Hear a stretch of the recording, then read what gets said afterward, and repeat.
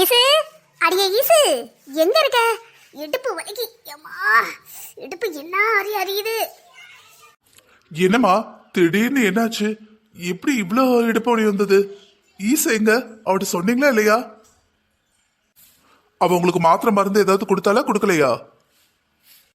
காலையிலேருந்து உடம்பு சரியில்லடா, கூப்பிட்டுக்கிட்டே தான் இருக்கேன். நீ வெளியே வேலைக்கு போனதுலேருந்து அவள் ஆளையே காணோம். கூப்பிட்டு கூப்பிட்டு வாயும் வலிக்கு. என்ன செய்ய, கேப்பாரு இல்லாம சோபால படுத்து கிடக்கேன். மார்கழி மாசம் குளிர் வேற. இந்த குளிர் வந்தாலே அம்மா உடம்பு முடியாம போயிடுது. என்ன பண்றது? ஏம்மா இப்ப எப்படி இருக்குமா? இப்ப பரவாயில்லடா, மாத்திரை போட்டிருக்கு, ஊசி போட்டிருக்குல. ஊசி போட்ட இடம் தான் நங்கு நங்கு நங்குன்னு குத்துது. பரவாயில்ல, அப்படியே தூக்கம் கண்ண சொக்குது. கொஞ்ச நேரம் படுத்தா சரியாயிரும் நினைக்கேன். இவ்வளவு நேரம் எங்க போயிட்டு வர? அண்ணே, பக்கத்து வீட்டு லட்சுமி பாட்டிக்கு உடம்பு முடியலண்ணே. தற்செயல வெளியே பார்க்க வாச தொளிக்கல. என்னடா ஆச்சு, நமக்கு போட்டியா 5 மணிக்கு எஞ்சி தொளிச்சு கோலம் போடுவாங்களே, ஆளை காணமே. போய் பார்த்தா வீட்டுக்குள்ள மயங்கி கிடக்காங்க. தொட்டு பார்த்தா நல்ல காய்ச்சல். அப்புறம் மனசே கேட்கல. சரின்னு அவளை கூட்டிட்டு போய் படுக்க வச்சு ஒத்தடம் கொடுத்து மாத்திரை கொடுத்து கேட்டா 2 நாளா சாப்பிடலையாம். உடம்பு காய்ச்சலாம். பிள்ளைங்களுக்கும் சொல்லல போல. கேட்டா எனக்கு ஃபோன் போட தெரியலங்க. பாவமா இருந்ததுன்னு கடையில இட்லி வாங்கி கொடுத்து அப்புறம் மாத்திரை வாங்கி கொடுத்து அவங்கள பார்த்துட்டு நைட்டுக்கு தேவையான தோசையும் ஊற்றி கொடுத்துட்டு வந்திருக்கேன். இப்ப பரவாயில்லண்ணே, நல்லா இருக்காங்க.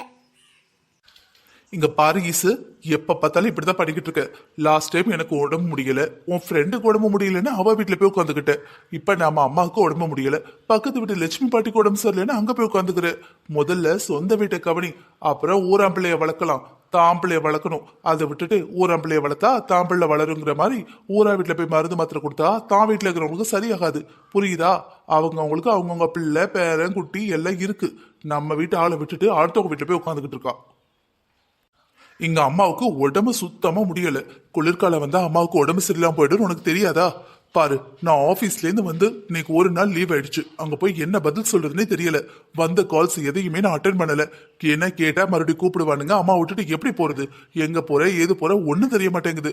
போனையும் வீட்லயே வச்சுட்டு போயிடுற. பின்ன எப்படி எங்களுக்கு தெரியும்? ஒவ்வொரு வீடா கதவை தட்டி என் தங்கச்சி இருக்காளான்னு கேட்க முடியுமா? நாளைக்கு உனக்கே உடம்பு முடியலன்னா இந்த ஊர்க்காரங்கெல்லாம் வரிசை கட்டி வந்து நின்னா பார்க்க போறாங்க. நானும் அம்மாவும் தான் பார்க்கணும். உலகத்தை புரிஞ்சு நடந்துக்கோ. அதை விடுடா, இப்ப கூட பரவாயில்ல. நான் அம்மா, நீ அண்ணன். கல்யாணத்துக்கு அப்புறம் தான் மாமியாரை விட்டுட்டு ஊரார் மாமியாருக்கெல்லாம் போய் மருந்து மருத்துவம் பார்த்தா இவளை பத்தி என்ன நினைப்பாங்க? மா, ஊர்க்காரங்க பக்கத்து வீட்டுக்காரங்களையே நான் இவ்வளவு நல்லா பாக்குறேன்னா என் மாமியாரை எவ்வளவு நல்லா பார்த்துப்பேன். சும்மா தேவையில்லாம கவலைப்பட்டு இருக்காதீங்க. இந்த மாதிரி ஒரு டைம் 2 டைம் இல்ல, எப்பவுமே யாருக்காவது பிரச்சனைனா ஆளா ஈசு ஓடிடுவா. ஒரு சில மதங்கள்ல ஈசுக்கு திருமண ஏற்பாடுகளும் நடக்குது. அத்த எப்படி இருக்கீங்க? நல்லா இருக்கேம்மா, நீ எப்படி இருக்க? நல்லா இருக்கேன் அத்த. என்ன பண்ணிட்டு இருக்கீங்க? நானா? இல்லத்த, உங்களுக்கு முட்டு வலிக்குனீங்கல்ல, அதான் சித்த மருத்துவ கடையில மருந்தெல்லாம் வாங்கிட்டு வந்து ஒரு எண்ணெய் காய்ச்சி கொடுத்து விட்டுருக்கேன். இப்ப கொண்டு வந்து கொடுப்பாங்க, வாங்கிக்கங்க. சரியா? பரவாயில்லையேம்மா, என் வீட்டுக்கு நீ வர்றதுக்கு முன்னாடியே என்னை பத்தி எவ்வளவு கவலைப்படுற. எனக்காக எண்ணெய்லாம் காய்ச்சி கொடுத்து விட்டுருக்க. ரொம்ப தேங்க்ஸ்மா. எப்பா, என்னைக்கு நீ வருவேன்னு இருக்கு. இன்னும் 2 வாரம் தானே, அதுக்கப்புறம் நாங்க வந்து உங்களை எப்படி பாத்துக்கிறேன் பாருங்க. என் பொண்ணோட மாமியார் இப்பவே என் பொண்ணோட பாசத்துல மயங்கிட்டாங்க போல. இவ அந்த வீட்டுக்கு போனதுக்கு அப்புறம் தான் இவ எப்படின்னே அவங்களுக்கு தெரியும். ஈசு, உன் மாமியார் எங்கம்மா? என்னாச்சுக்கா, ஏன் அழுறீங்க? ஒன்னும் இல்லம்மா, இந்த என் மாடு கண்ணுக்குட்டி போட போகுது. அப்ப என்ன இப்ப போட அப்ப போட உட்காந்துக்கிட்டு இருக்கோம். ரொம்ப சங்கடப்படுது. அதான் உன் மாமியார் இருந்தா உன்னை கூட்டிட்டு போமேன்னு வந்தேன். வாங்கக்கா, நான் வரேன். ரொம்ப நன்றிம்மா. நீ வரலன்னா எனக்கு கையும் ஓடி இருக்காது, காலும் ஓடி இருக்காது. நல்ல வேலை, பொட்ட கண்ணுக்குட்டி வேலை. சந்தோஷமா இருக்கு.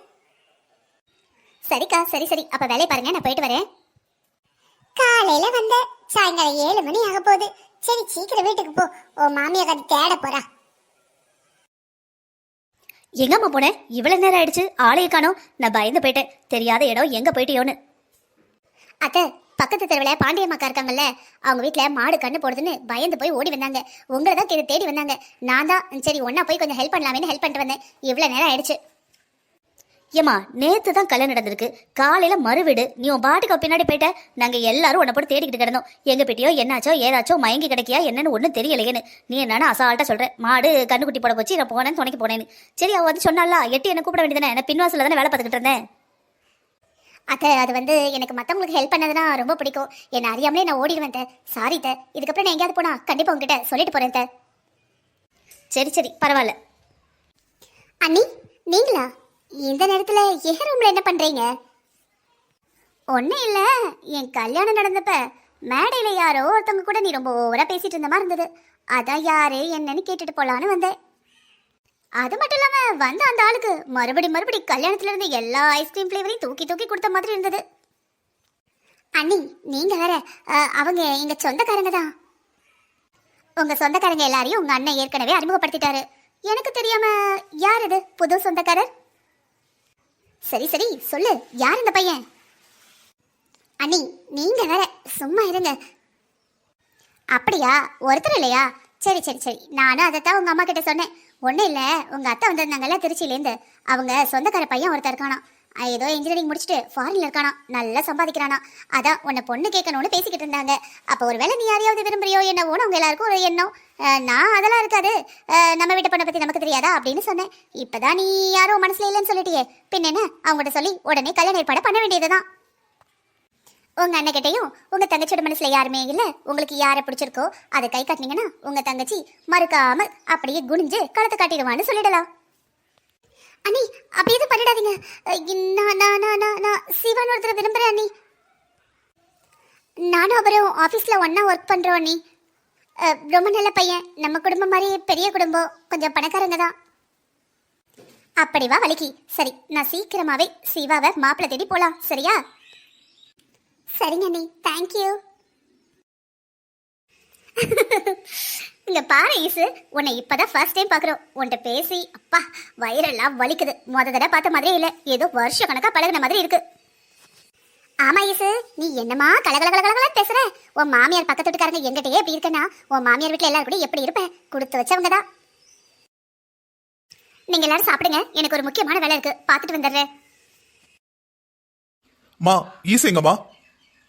இங்கதான் எங்கேயாவது இருப்பா. அவளை எல்லா இடமும் தேடிட்டேமா, வீட்டுக்குள்ள வீட்டுக்கு வெளியே மாடியிலன்னு எல்லா இடமும் தெரியாச்சு, ஆளையே காணோம். சரி நீ எதுக்கு அவளை தேடுற? ஆபீஸ்க்கு நேரம் ஆயிட்டல, கிளம்பலையா? ஏமா ஆபீஸ் பேக்கு கபோர்ட்ல வச்சிருந்தமா, கபோர்டை பூட்டி சாவியை தூக்கிட்டு எங்கேயோ போயிட்டாமா. இப்ப எப்படிமா போறது? ஆபீஸோட ஐடி கார்டு பஸ் பாஸ் எல்லாம் அதுக்குள்ளதான் இருக்கு. நீ அதை நேற்று நைட்டே எடுத்து வச்சிருக்கணும். காலங்கத்தால தேடுனா பொம்பளையாளுக்கு வீட்டுக்குள்ளேயே இருப்பாங்களா? 4 இடத்துல 4 வேலை இருக்கும். மா அவகிட்ட நான் சொல்லியிருந்தேன்மா, என் பேக் இங்கதான் வைப்பேன், காலையில இங்க இருந்தா எடுப்பேன், சாவி வந்து உருவாதன்னு சொல்லியாச்சுமா. சாவியை பூட்டி எப்ப பார்த்தாலும் கொண்டு போயிடுறா. சரி கொண்டு போனவா கொஞ்ச நேரத்துல வரலான்னு பார்த்தா காலையில போனா நைட்டு தான் வரா. நான் கூட வேலையை முடிச்சு ஈவினிங் 4 மணிக்குள்ள வீட்டுக்கு வந்துடுறேன். எங்கதான் போவாளோ என்னதான் பண்ணுவாளோ. சரிடா விடு, எனக்கும் அப்படிதான் இருக்கு. கல்யாணம் நடந்து மருமகன் வீட்டுக்கு வந்தா வீட்டு வேலையெல்லாம் பார்த்துப்பா, சமயக்கட்டில் வந்து பொறுப்பா எடுத்துப்பா, நம்ம ஃப்ரீயா இருக்கலாம்னு நினைச்சேன். உனக்கு கல்யாணம் நடந்து 2 மாசம் ஆகுது, உன் பொண்டாட்டி அடுப்படிக்குள்ளேயே வர்றதில்ல. என்னத்த சொல்ல? ஆனா ஊர்ல யாரை கேட்டாலும் உன் மருமகளா நீ கொடுத்து வச்சவல்ல, பாசமா இருக்கா, அக்கறையா இருக்கா, கேட்காமலே உதவி செய்யறாங்கிறாங்க. வீட்டுல ஒரு வேலை பார்க்க மாட்டேங்க, முதல்ல வீட்லயே இருக்க மாட்டேங்கிறா. மா உங்ககிட்ட நான் புலம்ப வந்தா நீங்க என்கிட்ட புலம்பிக்கிட்டு இருக்கீங்க. இவ்வளவு நேரமா எங்க போனேன்? ஏங்க ஒரு இடத்துக்கு போனா திருப்பி வர மாட்டேனா? எதுக்கு 50 தடவை ஃபோன் பண்ணிருக்கீங்க? நான் ஃபோன் பண்ண எடுக்க முடியாத இடத்துல இருக்கேன், கட் பண்ணி விடுறேன். மறுபடியும் கூப்பிட்டுக்கிட்டே இருக்கீங்க. நீங்க அத்தை உங்க தங்கச்சி. சரிம்மா எங்க போனேன்? அத்தை எனக்கு தெரிஞ்ச பையன், நல்லா படிச்சிருக்கான், நல்ல கை நிறைய சம்பளம், நம்மளை விட வசதியான குடும்பம் தான். ஒரே பையன், நம்ம அணுவுக்கும் பொருத்தமா இருக்கும். பேரு சிவா. அதான் நம்ம அணுவுக்கு பேசி முடிக்கலாமான்னு பார்க்க போனேன். பையனுக்கு ஒரு கெட்ட பழக்கம் இல்லை. நீங்க என்ன சொல்றீங்க அத்தை? யார்கிட்ட மாப்பிள்ளை பார்க்க போனேன்? என் தங்கச்சி கிட்ட கேட்க வேண்டாமா? அவ மனசுல யாராவது இருந்தா? அதான் உங்க பின்னாடியே உங்க தங்கச்சி நிக்கிறாளே, அவகிட்டே கேளுங்க. அண்ணே எனக்கு இதுல சம்மதம் தானே? பையனை பத்தி உனக்கு ஒண்ணுமே தெரியாது, உடனே சம்மதங்கிற? ஒருவேளை லவ் கிவன்? ஏங்க அதெல்லாம் ஒண்ணும் இல்லைங்க. நான் தான் பையன் அவளுக்கு தூரமா காட்டினேன். அது பார்த்ததுக்கு அப்புறம் தான் அவளுக்கே தெரிஞ்சதா 2 பேரும் ஒரே இடத்துல ஆபீஸ்ல வேலை பார்க்காங்களாம். நீங்க காட்டுற பையனை தான் கல்யாணம் பண்ணணும், அவ யாரையும் விரும்பாம இருக்கா. அவளை போட்டு சங்கடப்படுத்தாதீங்க. சரிம்மா ரொம்ப சந்தோஷம், அப்ப கல்யாண ஏற்பாடுகள்லாம் பண்ணலாம். அத்தை இன்னொரு முக்கியமான விஷயம், அந்த பையனை வீட்டோட மாப்பிள்ளையாவே பேசியாச்சு. ஏன்னா அவங்களுக்கு இங்க இருந்து தான் ஆஃபீஸ் போக பக்கமா. அதனால உங்க மருமகன் கல்யாணத்துக்கு அப்புறம் உங்க வீட்டில் தான் இருக்க போறாரு. அப்படியா? அப்ப என் பொண்ணை நான் பிரியவே வேண்டாமா? சரிம்மா அப்ப நல்ல சம்பந்தம் தான். சரிம்மா சந்தோஷம். அண்ணே இல்லையாண்ணே? இங்க இல்லையேம்மா, என்னாச்சு? இல்லைண்ணே, ஒரு கல்யாண வீட்டுக்கு போகணும், பட்டு சேலை கட்டணும். அதான் அண்ணி இருந்தா நீட்டா கட்டி விடுவாங்க. எங்க போயிருக்காங்க? அவ எங்க போயிருக்கான்னு யாருக்குமா தெரியும்? இல்ல அவ சொல்லிட்டு போவலா? என்ன அண்ணன் தங்கச்சி இங்க நின்று பேசிக்கிட்டு இருக்கீங்க? கிச்சன்ல வந்து கொஞ்சம் ஹெல்ப் பண்ணலாம்ல? மா, அணுவும் மாப்பிளையும் ஏதோ கல்யாண வீட்டுக்கு போறாங்களாம். சேலை கட்டி விடணுமா, கொஞ்சம் கட்டி விட்டுறியா? எல்லாம் என் நேரம்டா. காலையில 4 மணிக்கு எஞ்சி வாசல் தெளிச்சு கோலம் போட்டு காப்பி போட்டு டிஃபன் பண்ணி வீடை க்ளீன் பண்ணி பாத்திரம் அலசி துணி அலசி சொல்லும் போதே மூச்சு முட்டுது. எப்பா, இவ என்னைக்கு மருமலாய் வந்தாலோ அன்னைக்கே என்னோட சந்தோஷமெல்லாம் போயிட்டு யாரை கேட்டாலும் நல்லவா நல்லவா நல்லவாங்க. எனக்கு மட்டும் சந்தோஷமே இல்லை. ஏன்னு தான் புரியவே மாட்டேங்குது. என்னம்மா பண்றது? கல்யாணம் நடந்து வந்தா அவங்களை ஹெல்ப் பண்றேன், இவங்களை ஹெல்ப் பண்றேன்னா அப்புறம் பார்த்தா நம்ம அணுவுக்கு மாப்பிள்ளை தேடுறேன்னா இப்ப எங்க எதுக்கு யாருக்கு உதவ போயிருக்காளோ? பார்வதி, பார்வதி. வாங்கக்கா, என்ன தெரியுன்னு? ஒன்னும் இல்ல பார்வதி, என் மருமக பாத்ரூம்ல வலிக்கி விழுந்துட்டாளா, காலில் ஃப்ராக்சர் ஆயிட்டு. நல்ல வேளை உன் மருமக வந்தா. அவளை ஹாஸ்பிட்டல் கூட்டு போயிட்டு வந்து மருந்து மாத்திரை வாங்கி கொடுத்து ஊசி போட்டு மெடிக்கல்ல போய் மருந்து வாங்கி கொடுத்துட்டு வீடு பெருக்கி வாசல் தொளிச்சு கோலம் போட்டு பாத்திரம் அலசி துணி அலசி நைட்டு சாப்பிட்றதுக்கு சாப்பாடும் பண்ணிட்டா. நாளை காலை நீங்க எந்த வேலையும் பார்க்கண்டா, நான் வந்து உங்களுக்கு உதவி செய்தேன்ட்டா. அதான் உன்னை பார்த்து ஒரு நன்றி சொல்லிட்டு போமேன்னு வந்தேன். நைட்டு ஒரு 10 மணி ஆயிட்டு பத்தியா, நீ அவளை தேடிக்கிட்டு இருப்பல, அதை விட்டுட்டு போவந்தேன். போயிட்டு வரட்டா? ஏம்மா ஈசு, நீ குழந்தை குட்டியோட சந்தோஷமா இருக்கணும்மா. சரி, நாளை காலை ஒரு 6:30க்கு வந்துரு. அத்தை 7 மணிக்கு தான் எந்திப்பேன். நீ வந்து ஒரு காப்பி போட்டு கொடுத்துட்டு இட்லியோ தோசையோ சுட்டு கொடுத்துட்டு மறுபடியும் இங்கே வந்துரு, சரியா? சரிங்க அத்தை, கவலைப்படாதீங்க. நான் காலையில் ஒரு 5:30 6 மணிக்கெல்லாம் உங்க வீட்டுக்கு வந்துடுறேன். ஏமா 5:30 6 மணிக்கு போறேன்? இப்பவே உனக்கு படுக்க தலானியும் ஒரு பாயும் தூக்கிட்டு போயிரு. படுத்து எஞ்சா காய் போட்டு சமைச்சு கொடுத்து அங்கே இருந்துக்கோ. வீட்டுக்கு எதுக்கு வர? இங்க வந்து குளிச்சு ரெஃப்ரெஷ் ஆயிட்டு இங்க வைக்கிறத தின்னுட்டு அடுத்த வீட்டில் போய் உதவ போறா. இதுக்கு ஒரு லாட்ஜ் மாதிரி தங்குறதுக்கு இடம் இவளுக்கு. என்ன பார்வதி, ஏதாச்சும் சொன்னியா? நான் என்னத்த சொல்ல போறேன், நாளை காலையில அனுப்பி வைக்கிறேன் அப்படின்னு சொன்னேன். என்ன அனு, சாப்பாடு பண்ணலையா? இங்க நின்றுகிட்டு இருக்க. ஏம்மா, என்னால முடியலம்மா. கல்யாணம் நடக்கும்போது வீட்டோட மாப்பிள்ளை என்னோட சந்தோஷப்பட்டேன். என் புருஷனுக்கு ஃபாரின் ஆஃபர் வந்தோன்னு மறுபடியும் கிளம்பி போயிட்டாரு. அண்ணி வச்சு வேலை பெண்டை நிமிக்கிறாங்கம்மா. காலைல மத்தியானம் நைட்டு எல்லா சாப்பாடும் நான் தான் பண்ண வேண்டியிருக்கு. எல்லா வேலையும் முடிச்சுட்டு ஆஃபீஸ் போக வேண்டியிருக்கு. ஆஃபீஸ்லேருந்து வந்து மறுபடியும் காஃபி டீ டிஃபனு. என்னால் முடியலம்மா. நீ ஏதாவது சொல்ல அவங்க கிட்ட. அனு, நீ தானே சொன்ன எங்க அண்ணி எனக்கு ஃப்ரெண்டு மாதிரி, எனக்கு அக்கா மாதிரின்னு. நீயே சொல்ல வேண்டியது தானே? அண்ணே, அவங்கள பத்தி யார்கிட்ட சொன்னாலும் ஈசு தங்கமான பொண்ணுன்னு சொல்றாங்கண்ணே. ஒருத்தர்கிட்டயும் ஒன்னும் சொல்ல முடியல. சரி சரி, கவலைப்படாத. நான் இப்பதான் கிச்சன்ல போய் தண்ணி குடிக்க போனேன். உங்க அண்ணி பூரி சுட்டுக்கிட்டு இருக்கா. நல்ல வாசம், நல்ல ஒரு குண்டா பூரி சுட்டுருக்கா. எப்படி நமக்கு தான் கொண்டு வருவா. வெயிட் பண்ணு. என்ன அதிசயம், இன்னைக்கு என் பொண்டாட்டி நமக்காக பூரி பண்ணிருக்கா போல. கொண்டா மருமகளே, பசி வயித்த கிள்ளுது. சீக்கிரம் ஆளுக்கு 2 வாயை பிச்சு போடுவோம். அத்தை, இந்த பூரி உங்களுக்கு இல்ல, என் ஃப்ரெண்டுக்கும் அவ புருஷனுக்கும் சண்டை. ஒரு வாரமா நடந்திருக்கு. என்கிட்ட அவ சொல்லவே இல்லை. இப்பதான் ஃபோன் பண்ணி சொன்னான். அது மட்டும் இல்லாம அவ புருஷன் வீட்டை விட்டு போயிட்டானா. அவ சாப்பிடாம கிடக்கா. சண்டை போட்டா பட்னியா கிடந்தா சரியா போச்சா? அதான் அவளுக்கு, அவ பிள்ளைக்கு, அவங்க அம்மா அப்பாக்குன்னு எல்லாருக்கும் பூரி சுட்டு கொண்டு போறேன். ஒரு குண்டா வெளியே வச்சிருக்கேன். இந்த ஒரு தட்டுல ஒரு 3 பூரி மிச்சம் இருந்தது. இதையும் கொண்டு போனா வீட்டுல இன்னொரு தடவை வச்சு சாப்பிட்டுடுவாள்ல, அதை கொண்டு போறேன். சரியானோ, நீ இன்னும் சமைக்கலையா? சீக்கிரம் ஏதாவது சமைச்சு வை, வயிறு பசிக்குது. கொடுத்துட்டு வந்துட்டு நான் நம்ம வீட்டுல வந்து சாப்பிட்டுக்கிறேன். கொடுத்துட்டு வந்துடுறேன். என்னங்க, நீங்களும் அதையும் சோகமா இருக்கீங்க, என்னாச்சு? ஈசு, உன்கிட்ட எப்படி சொல்றதுன்னு தெரியல ஈசு. என்னங்க ஓவர் பில்டப்பா இருக்கு? என்ன விஷயம் சொல்லுங்க. ஒன்னும் இல்ல ஈசு, கொஞ்ச நாளா உடம்பு சரியில்லைன்னு சொன்னல, நம்ம ஹாஸ்பிட்டல் போயிட்டு வந்தோம்ல, டெஸ்ட் கூட கொடுத்தோமே.